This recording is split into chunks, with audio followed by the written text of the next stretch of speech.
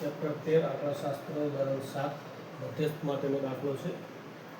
એક શાળાના ધોરણ x એટલે કે 10ના 51 છોકરીઓની ઊંચાઈનો સર્વેક્ષણ હાથ ધરવામાં આવ્યું અને નીચેની માહિતી મળી. શું કર્યું કે એક શાળાના ધોરણ 10ના 51 છોકરીઓની ઊંચાઈનો સર્વેક્ષણ હાથ ધરવામાં આવ્યું અને નીચેની માહિતી મળી. ઊંચાઈ 140 કરતાં ઓછી, 145 કરતાં ઓછી, 150 કરતાં ઓછી, તો આ પ્રમાણે 165 કરતાં ઓછી આપણને આપેલી.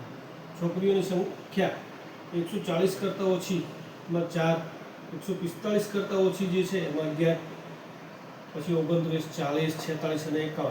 બધી ઓછીની માહિતી માટે છે તો અહીં આપણે એનો વર્ગ લઈશું. 140 કરતાં ઓછી બરાબર, તો કેટલી? 4. પણ 140 થી 145 કેટલી આવશે? તો 11માંથી 4 બાદ કરીશું એટલે કેટલી મળશે? 7 મળશે. એ જ રીતે 145 થી 150 વર્ગમાં આપણને કેટલું મળશે? તો 29 ઓછા 11 કરીશું એટલે 18 મળશે. તો એ પ્રમાણે આપણને આવૃત્તિઓ મળશે. અને સંચય આવૃત્તિ એટલે ફરીથી આમનો સરવાળો કરીશું એટલે આપણને શું થશે? સંચય આવૃત્તિ મળશે. હવે આપણને કુલ આવૃત્તિઓ કેટલી મળે છે? તો સંચય આવૃત્તિ આપણને કુલ n બરાબર 51 મળે છે બરાબર. તો મધ્યસ્થ શોધવા માટે આપણે સૌ પ્રથમ n/2 લઈશું એટલે 51/2 મળશે. બરાબર કેટલા મળશે? તો 25.5. 25.5 જે છે એ આપણને 25.5 ક્યાં મળે છે? 4માં મળશે, 11માં કે 29માં? તો 29ના અંદર હશે બરાબર ને. તો 29ના અંદર તો એની સામે જઈશું આપણને તો જે વર્ગ મળશે એ વર્ગ આપણનો મધ્યસ્થ વર્ગ થશે. તો 145 થી 150 માં 25.5 છે, તેથી મધ્યસ્થ વર્ગ આપણને શું મળે છે? 145 થી 150. માટે આપણને શું થશે કે જે મધ્યસ્થ વર્ગ છે તેની અધસીમા કેટલી આપેલી છે? 145. તો L જે મધ્યસ્થ વર્ગની અધસીમા છે 145. હવે આપણે CF એટલે શું?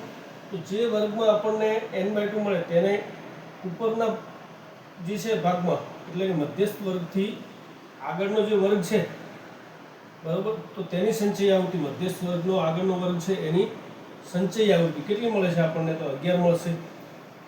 અને શું કીધું છે કે મધ્યસ્થ વર્ગની આવૃત્તિ, તો મધ્યસ્થ વર્ગ જે હતો એની આવૃત્તિ આપણને કેટલી મળશે? 18 મળશે. અને કુલ વર્ગ લંબાઈ જોઈ શકાય છે કે કેટલી આપેલી છે? 5/5ની. તો હવે આપણે મધ્યસ્થનું સૂત્ર મૂકીશું. m બરાબર L પ્લસ n/2 CF ભાગ્યા f ગુણ્યા h. તો L બરાબર કેટલા? 145. જે શું હતું? મધ્યસ્થ વર્ગની અધસીમા હતી 145. પછી n/2 એટલે કેટલા? તો n/2 આપણને n મળ્યા હતા 51. n/2 એટલે કે 51/2 એટલે 25.5 બરાબર. માઇનસ CF, તો માઇનસ CF કેટલા છે? 11 છે. અને f જે આવૃત્તિ 18 છે તો ગુણ્યા h. 25.5 ઓછા 11 કરીશું એટલે 14.5 મળશે. ગુણ્યા 5, 14.5 ગુણ્યા 5 કરીશું એટલે 72.5 મળશે. કારણ કે 14 × 5 = 70 થાય તો 0.5 ગુણ્યા 5 કરીએ એટલે 2.5 એટલે 72.5 ભાગ્યા 18. 72.5 ભાગ્યા 18 કરીશું એટલે આપણને 4.03 મળશે. કારણ કે 18 ચોક શું થાય? 18 ચોક 72 થાય.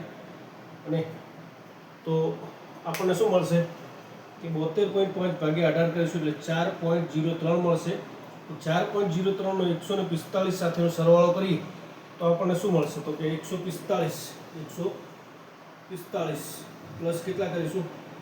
4.03 તો 0.00.03 તો 4.03 છે. 4ની પાછળ 4 પછી પોઈન્ટ પછી બે સંખ્યાઓ છે એટલે 145 પછી પોઈન્ટ મૂકી અને 2 0 મૂકીશું એટલે 0 + 3 એટલે 3, 0 અને 0, પોઈન્ટના પોઈન્ટ 5 + 4 એટલે 9,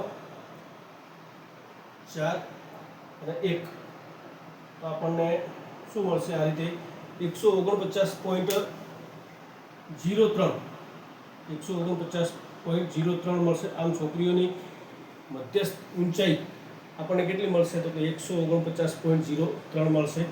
તો આ રીતે મધ્યસ્થનો દાખલો આપણે ગણી શકીએ છીએ.